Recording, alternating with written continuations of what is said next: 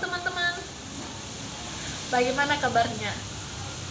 Sehat ya? Waduh, mukanya cerah-cerah, ganteng, cantik. Teman-teman, sebelum kita belajar tentang firman Tuhan, kakak mau mengajak kita untuk bernyanyi dengan lagu Kasih yang Lemah Lembut.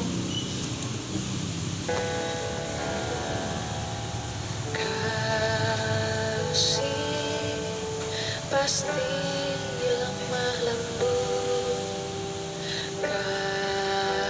kasih pasti memaafkan, kasih pasti murah hati, kasih-Mu Tuhan. Kasih Pasti lemah lembut, kasih pasti memaafkan, kasih pasti murah hati, kasih-Mu Tuhan.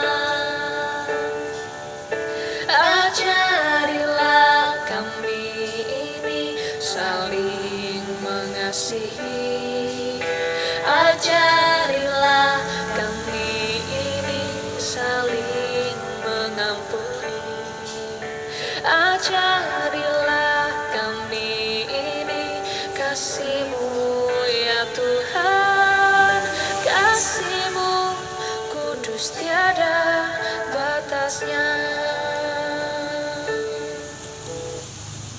teman-teman, mari kita bersatu di dalam doa.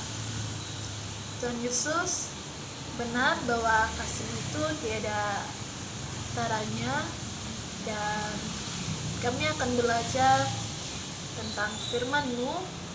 Tuntun dan pimpin kami, biarlah Roh Kudus-Mu yang bekerja di dalam kehidupan kami, yang memberikan kami kemampuan untuk mengerti dan memahami kebenaran dari firman-Mu.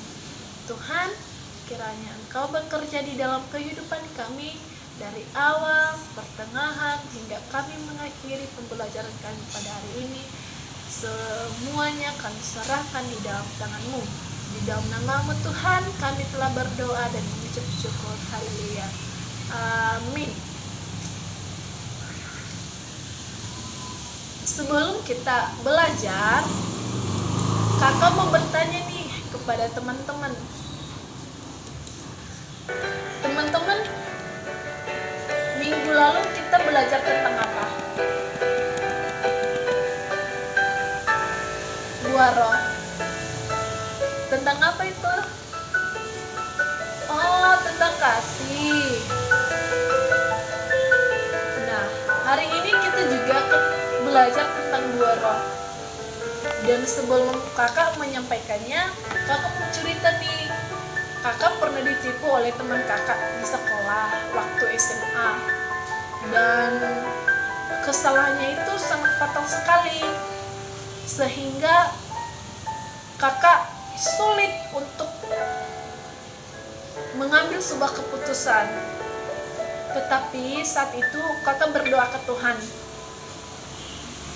meminta tuntunan dari Tuhan biar kakak bisa dimampukan untuk menyelesaikan masalah dengan teman kakak ini.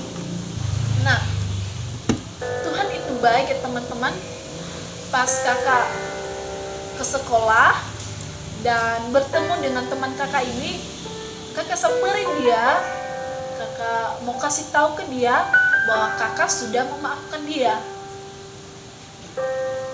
Sekalipun kesalahannya itu sangat fatal dan kakak mempunyai hak untuk menuntun dia, hak untuk marah ke dia, hak untuk memberitahukan kelakuannya ke orang tuanya, tetapi kakak berpikir lagi, buat apa sih semuanya itu? Nah, hari ini kita akan belajar bagaimana yang lemah lembut. Buah roh yang lemah lembut. Dan kita akan membaca firman Tuhan di dalam Galatia pasal 5 ayat 22 sampai 23. Siap membaca firman Tuhan, teman-teman? Ayo kita baca bareng-bareng. Galatia pasal 5 ayat 22 sampai 23. Tetapi buah roh ialah kasih,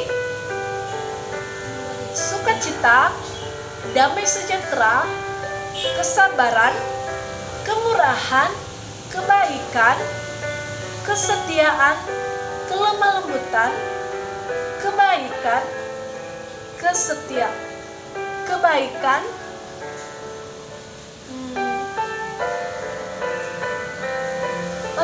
penguasaan diri.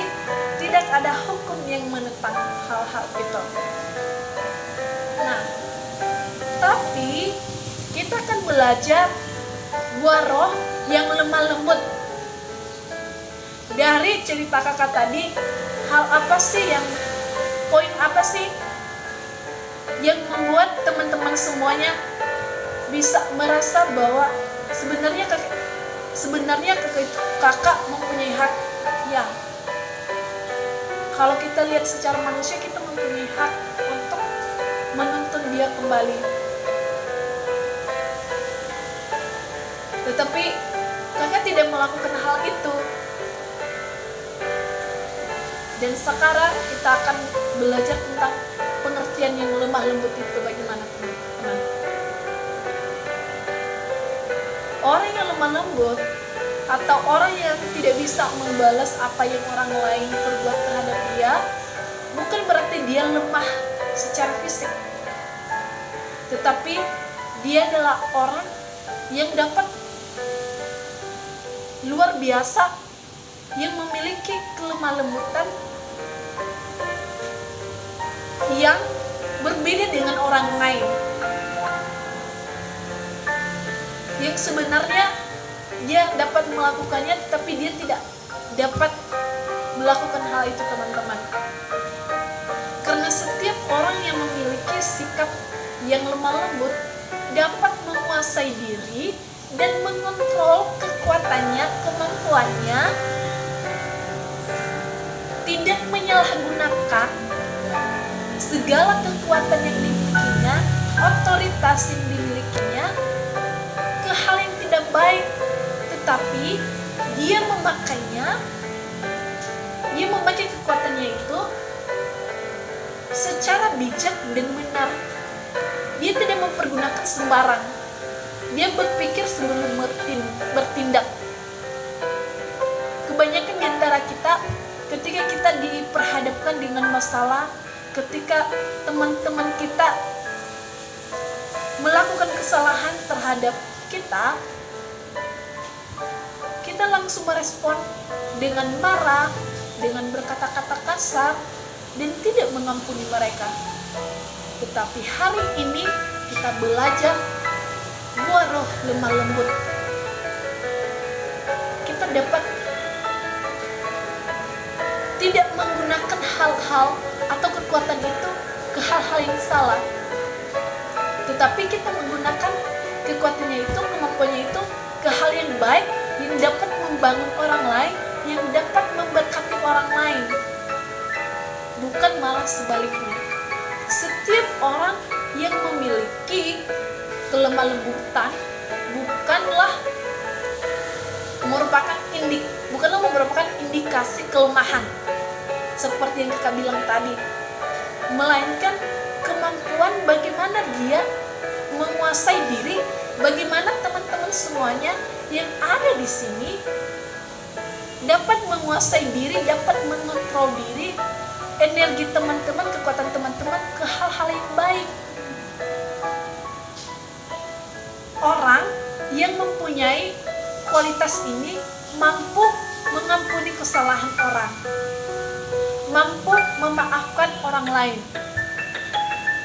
dapat memperbaiki kekeliruan atau satu kejadian yang tidak dapat diatasi, tetapi dia dapat mengatasi itu, teman-teman. Apakah teman-teman pernah mengalami hal itu?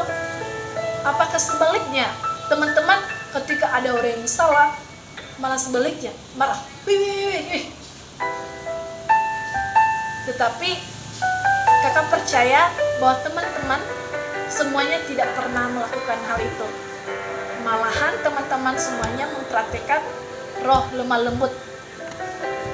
Nah, apa sih dampak ketika kita mempraktikkan roh lemah lembut itu? Banyak sekali dampaknya, teman-teman. Yang pertama, diterima oleh orang lain. Ketika kita memiliki lemah lembut, ketika kita memiliki sikap yang baik terhadap orang lain, menghargai orang lain dengan sikap kita yang lemah lembut, kita akan mudah diterima oleh teman sekelas kita, teman sekelompok kita, teman segrup kita, orang tua keluarga kita, dan lingkungan kita. Karena kenapa? Kita memiliki roh yang lemah lembut, sikap yang baik terhadap mereka. Ketika mereka melakukan kesalahan, kita tidak membalas. Ketika mereka melakukan sesuatu hal yang menurut kita itu tidak sewajarnya, tetapi kita dapat menjadi contoh buat mereka. Kita dapat mempraktikkan kelemah lembutan itu bagaimana yang semestinya. Yang kedua, teman-teman, tidak membalas. Nah, tidak membalas itu bagaimana sih, Kak? Tidak membalas artinya tidak membalas kejahatan ini. Tidak membalas apa yang dilakukan orang lain terhadap kita. Ketika orang lain melakukan kejahatan terhadap kita, maka kita jangan melakukan hal yang sama. Apa bedanya kita dengan mereka? Untuk itu, buat kita yang memiliki roh yang lemah lembut, yang mempraktikkan kelemah lembutan itu, dia tidak akan membalas hal itu. Bahkan dia akan menjadi seseorang yang menjadi contoh buat orang-orang yang melakukan hal tersebut. Bagaimana, teman-teman? Susah ya? Yang ketiga, dapat mempersatukan. Dapat mempersatukan orang yang sudah dalam satu grup itu banyak sekali perbedaan-perbedaan yang ada. Perbedaan pendapat, perbedaan karakter, bahkan budaya juga termasuk, sehingga susah untuk mempersatukan satu kelompok atau satu grup. Tetapi ketika kita memiliki roh yang lemah lembut, teman-teman, yakin dan percaya teman-teman dapat mempersatukan perbedaan-perbedaan itu. Karena yang apa yang terjadi itu kasih, bukan menunjukkan wah aku ini hebat, wah aku ini lebih pandai daripada kamu, wah aku ini lebih pintar dari kamu. Tetapi ketika kita ada yang namanya lemah lembut, teman-teman, kita tidak akan melakukan hal itu. Bahkan kita akan mempersatukan orang lain, melengkapi orang lain dengan kemampuan yang kita miliki, dengan berbagai perbedaan yang kita miliki. Kita dapat mempersatukan di dalam Tuhan. Kita dapat mempraktikkan kelemah lembutan itu dan menjadi contoh buat mereka bagi orang-orang di sekitar kita. Nah, mungkin teman-teman bertanya, kalau ada dampak dari ketika kita mempraktekkan kelemah lembutan itu, pasti ada juga dampak ketika kita tidak mempraktekkan kelemah lembutan. Ada gak sih ya? Pasti ada. Yang pertama, perkelahian. Otomatis ketika kita merasa hebat, ketika kita merasa mampu, ketika kita merendahkan orang lain, memaki orang lain, marah terhadap orang lain, yang ada perkelahian. Pernahkah teman-teman ketika ada orang teman sekolah marah terhadap teman-teman, apakah balik marah atau tidak? Pernah mengalami hal itu kan? Nah, saat ini jangan kita melakukan hal itu teman-teman, karena dapat menimbulkan perkelahian. Roh yang lemah lembut itu tidak akan mendatangkan perkelahian. Yang mendatangkan perkelahian adalah yang mendatangkan ketika kita mempraktikkan kelemah lembutan itu, yang datang adalah kita dapat diterima oleh orang lain. Jadi buat teman-teman yang sering marah, jangan marah-marah lagi. Ya, kita harus mempraktikkan kelemah lembutan itu di tengah-tengah banyak orang teman-teman. Sekalipun susah, tetapi kita harus mendorong hidup kita supaya sesuai dengan apa yang Tuhan inginkan, bukan apa yang kita inginkan. Yang kedua, pemarah. Siapa yang suka marah dan tidak mudah memaafkan kesalahan orang lain? Siapa yang sering melakukan hal itu teman-teman?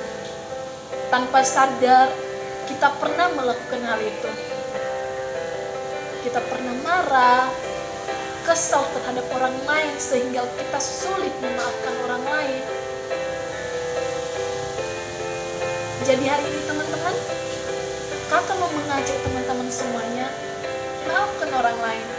Ketika dia berbuat salah ke teman-teman, maafkan dia, terima dia kembali, rangkul dia kembali.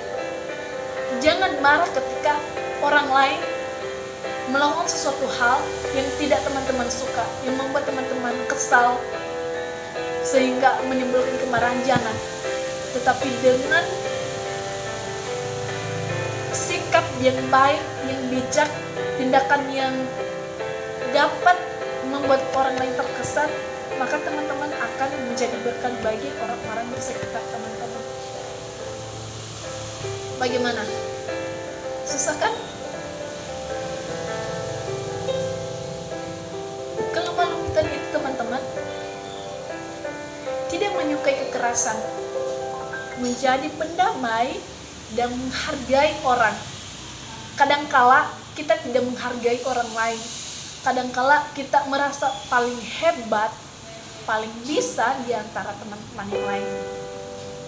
Tapi di sini kita akan belajar bagaimana sih kita mempraktikkan kelemah lembutan itu, yang menjadi karakter yang penting yang harus kita praktekkan setiap hari. Setiap kita yang belajar hari ini, bukan hanya saya teman-teman, tetapi kita yang ada di sini, kita harus mempraktikkan kelemah lembutan itu, sehingga karakter kita, perilaku kita, sikap kita hanya menunjuk hanya untuk Tuhan. Karena ketika kita menggunakan kekuatan kita atau otoritas kita, sebenarnya kita melakukan atau membalas apa yang mereka lakukan terhadap kita. Sebenarnya kita bisa untuk membalas hal itu, tetapi kita tidak bisa melakukannya. Karena kenapa? Karena kita memiliki roh yang lemah lembut di dalam hati kita.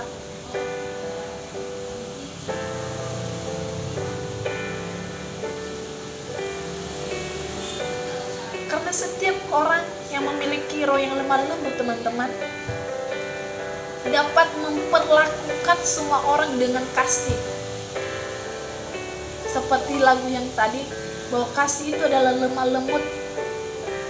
Kasih itu dapat terlihat ketika kita berkata-kata yang baik terhadap orang lain, memperlakukan orang lain, memperlakukan semua orang dengan penuh kasih, dan senantiasa mengajarkan atau hidup damai dengan semua orang.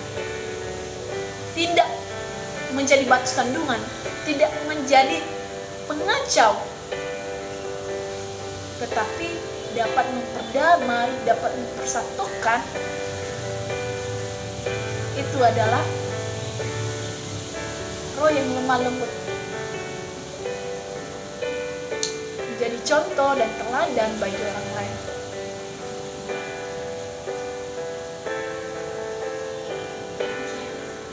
Nah, mungkin di antara kita bertanya, Kak, bagaimana sih supaya saya memperoleh kelemah lembutan? Bagaimana supaya saya dapat mempraktekkan kelemah lembutan itu? Apa sih yang harus saya lakukan ketika ada orang lain marah terhadap saya boleh memiliki sikap lemah lembut sehingga tidak marah. Satu, teman-teman, kuncinya dekat dengan Tuhan, berdoa, membaca firman Tuhan, dan minta tuntunan daripada Roh Kudus yang dapat memampukan teman-teman untuk melakukan, mempraktekkan roh yang lemah lembut itu seperti apa. Ketika kita dekat dengan Tuhan, meminta kepada Tuhan, Tuhan, aku ingin supaya saya dapat memperoleh kelemah lembutan, supaya hidup saya sesuai dengan apa yang Tuhan inginkan, supaya saya tidak mudah marah terhadap orang lain, dapat memaafkan orang lain, menjadi pendamai bagi orang lain, dapat mempersatukan orang lain, bukan malah sebaliknya. Saya mau mengajak teman-teman semuanya, mari kita datang ke Tuhan untuk memampukan kita dalam mempraktekkan kelemah lembutan ini. Sekalipun itu secara manusia sulit untuk kita lakukan, tetapi ketika Tuhan memampukan kita dengan Roh Kudus-Nya, kita akan mudah memaafkan orang lain.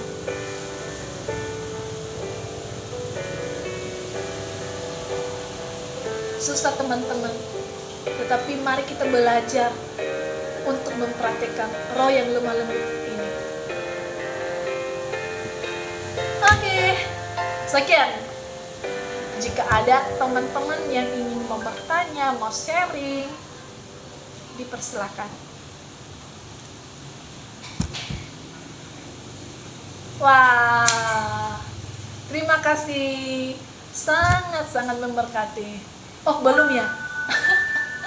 Oke, kalau teman-teman gak mau bertanya, maka kakak yang akan bertanya.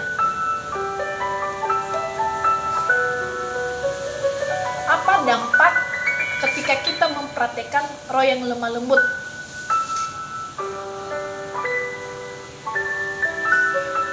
Dapat mempersatukan, benar. Tidak mudah marah, memaafkan orang lain, benar.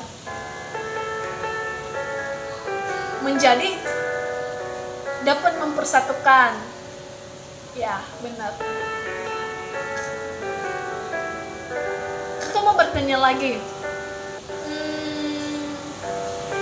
bagaimana caranya supaya kita dapat memperoleh kelemah lembutan itu? Ayo. Nah, benar. Memintanya kepada Tuhan, karena kelemah lembutan itu berasal daripada Tuhan. Minta tuntunan daripada Roh Kudus untuk memampukan teman-teman semuanya. Luar biasa ya. Materi kita hari ini sangat-sangat memberkati kita semua. Semoga materi ini, pembelajaran ini dapat kita praktekkan.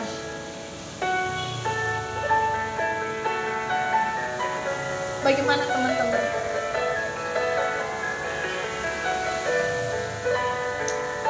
Baik, jika tidak ada pertanyaan dari teman-teman, maka kakak mengundang teman-teman lagi untuk kembali menyanyikan sebuah lagu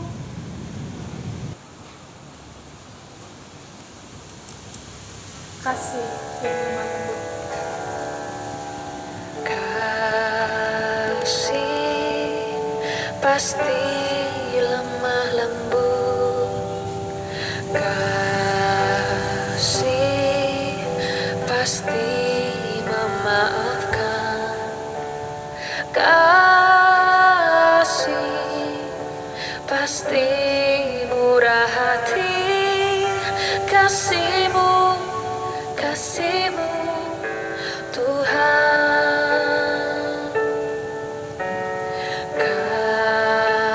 Kasih pasti lemah lembut, kasih